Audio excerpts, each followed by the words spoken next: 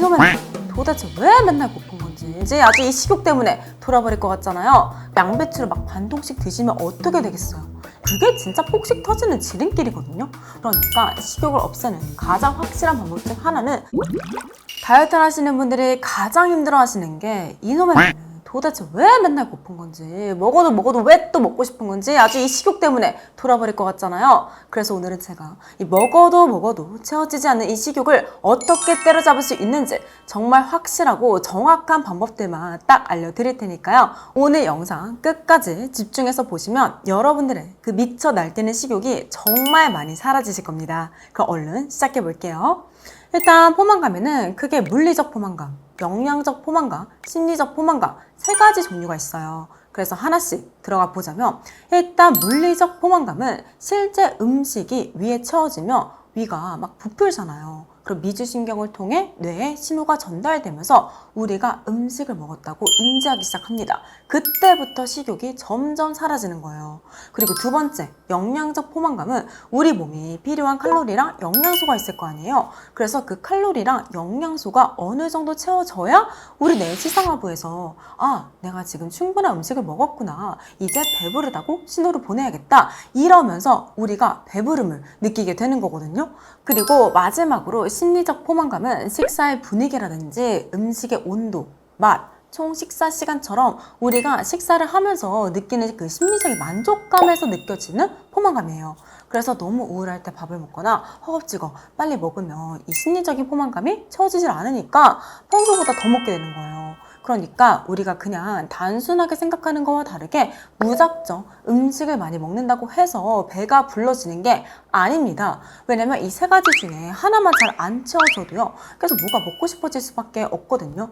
반대로 이 세 가지 꼭지점을 다 놓치지 않고 잘 채워주면 식욕은 다 사라지겠죠. 그럼 이 세 가지를 어떻게 채우냐? 첫 번째로 이 물리적인 포만감은 사실 간단해요. 뭐가 됐든 좀 먹어야 합니다. 그런데 너무 많은 분들이 다이어트를 하겠다고 밥을 막 쥐꼬리만큼 드시고, 아니면 뭐 고구마 반 개, 삶은 계란 한 개 이렇게 드시는데 겨우 이거 먹고 우리가 어떻게 물리적인 포만감을 느끼냐고요. 그래서 내가 지금 너무 적게 먹고 있는 건 아닌지 이걸 의외로 꼭 한번 체크를 해보셔야 돼요. 왜냐면 먹는 양이 너무 적어서 식욕이 미쳐 날뛰는 경우가 정말 많거든요. 그럼 나중에 무조건 폭식이 터져서 요요가 올 수밖에 없습니다. 그런데 그렇다고 음식을 또 너무 많이 먹으면 살이 찌잖아요. 그래서 저는 크게 두 가지 방법을 써요. 일단 첫 번째로, 제가 보통 하루에 3끼를 먹는데 그중 2끼는 누가 봐도 이거 먹고 배가 차? 싶을 정도로 엄청 적게 먹어요. 그런데 한 끼는 누가 봐도 야, 너 생각보다 많이 먹는구나, 이런 말을 들을 정도로 많이 먹어요. 그러니까 하루 한 끼만큼은 내가 물리적으로 완벽한 이 포만감을 느낄 수 있게 충분히 먹는다는 거예요.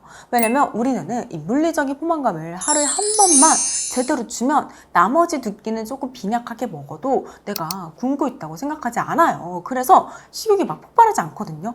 그리고 두 번째로, 똑같은 양을 먹어도 물리적인 포만감을 더 크게 만들 수 있는 방법이 있어요. 바로 여러분들이 다 아시는 오랫동안 천천히 씹어 먹는 거예요. 장원영님 보세요. 거의 뭐 프랑스 사람들처럼 일 끝나고 먹는 저녁 식사는 거의 3시간 동안 드신다잖아요. 그게 진짜 너무 좋은 방법인 게, 음식을 이렇게 오랫동안 천천히 씹어 먹잖아요. 음식이 침이랑 공기랑 막 섞이면서 음식 부피가 실제 양보다 훨씬 커지기 시작합니다. 그 위가 더 많이 팽창하겠죠? 그럼 위가 더 부푸니까 배도 더 부를 수밖에 없겠죠. 그리고 우리가 배부름을 느끼기까지 걸리는 시간이 최소 20분이에요. 최소. 그러니까 우리가 아무리 많이 먹어도 식사 시간이 20분이 안 되면 배가 부르다는 신호를 받을 수가 없다는 거예요. 그래서 필요 이상으로 더 많이 먹게 되는 거거든요. 그러니까 같은 양을 먹어도 더 큰 포만감을 느끼고 싶으면 꼭 기억하세요. 식사 시간은 최대한 길게, 그리고 음식은 곤죽이 될 때까지 씹어 먹어라. 그럼 이렇게 물리적인 포만감을 채웠다고 합시다. 이제 두 번째, 영양적인 포만감을 채워야겠죠. 얘가 가장 핵심이에요. 왜냐면 뇌가 진짜 배부르다고 느끼는 기준은 바로 영양적 포만감이거든요. 아니, 어느 정도 칼로리랑 탄단지, 비타민, 미네랄 이런 필수 영양소들이 몸에 들어와야 뇌가 음식을 충분히 먹었다고 납득을 할 거 아니에요. 그래서 영양적으로 균형 잡힌 식사를 하면 내가 조금 양을 적게 먹어도 포만감이 훨씬 오래 갈 수밖에 없어요. 그래서 저는 또 영양적 포만감을 높이기 위해 두 가지 방법을 씁니다. 일단 첫 번째로 식단에 있어서 채소랑 과일 비중을 크게 높이잖아요. 왜냐면 우리 몸이 배부르다고 느끼려면 이 영양소의 가장 기본이자 근간인 이 탄단지가 채워져야 됩니다. 그런데 칼로리가 낮아서 많은 양을 먹을 수 있다는 이유 하나로 뭐 스테비아, 방울토마토를 20개씩 먹는다거나 양배추를 막 반통씩 드시면 어떻게 되겠어요? 일단 이 친구들은 칼로리가 낮죠. 그래서 채소들로 아무리 물리적인 포만감을 채워도 탄단지가 거의 없잖아요. 내 입장에서는 배부르다는 생각을 할 수가 없어요. 이것 때문에 샐러드나 스무디나 쌈 채소 같은 걸로 배를 채우면 막 달달한 디저트나 뜨끈한 국물 요리들이 엄청 땡기는 거예요. 영양이 부족하니까. 그리고 또 채소를 너무 많이 먹으면 식이섬유를 과도하게 먹잖아요. 이 식이섬유가 물론 적당량을 먹었을 때는 괜찮은데 이렇게 너무 많이 먹으면 장에서 영양소 흡수를 방해합니다. 그래서 우리가 함께 먹은 단백질이나 지방이 몸에 제대로 흡수가 안 돼요. 이것 때문에 제가 절대 채소를 식사의 주가 되게 하잖아요. 그러니까 식사의 주인공은 항상 탄수화물, 단백질, 지방이 돼야 합니다. 왜냐면 그래야 내가 지금 충분한 음식을 먹었구나 라고 생각할 수 있거든요. 그래서 항상 뭐 잡곡밥에 고기라든지 오트밀에 연어나 참치라든지 쌀요거트에 콩가루 이런 식으로 탄수란 단백질과 지방을 항상 메인으로 둡니다. 그 다음에 약간의 채소랑 과일을 곁들여 먹는 식으로만 식단을 늘 구성해요. 그런데 너무 많은 분들이 다이어트를 하면 채소랑 과일을 너무 많이 드시더라고요. 그게 진짜 폭식 터지는 지름길이거든요. 왜냐면 웬만한 과일도 수분, 당, 식이섬유, 그리고 아주 약간의 비타민과 미네랄 이게 끝이라서 과일로 배를 채우잖아요. 단백질 지방 거의 없고 이놈의 혈당 스파이크 때문에 배가 금방 꺼질 수밖에 없거든요. 그래서 저는 웬만하면 과일도 블루베리나 레몬같이 당 함량이 높지 않은 것들만 주로 먹습니다. 그리고 두 번째로 다들 아시겠지만 저는 영양제를 참 좋아해요. 왜냐면 제가 체지방률이 낮은 편인데도 생리를 규칙적으로 하는 이유가 제가 보통 사람들에 비해 적게 먹는 편인데도 내가 기아 상태라고 생각하지 않기 때문이에요. 왜냐면 보통 저처럼 식단 관리를 자주 하면 무조건 필수 영양소들이 몸에 부족할 수밖에 없거든요.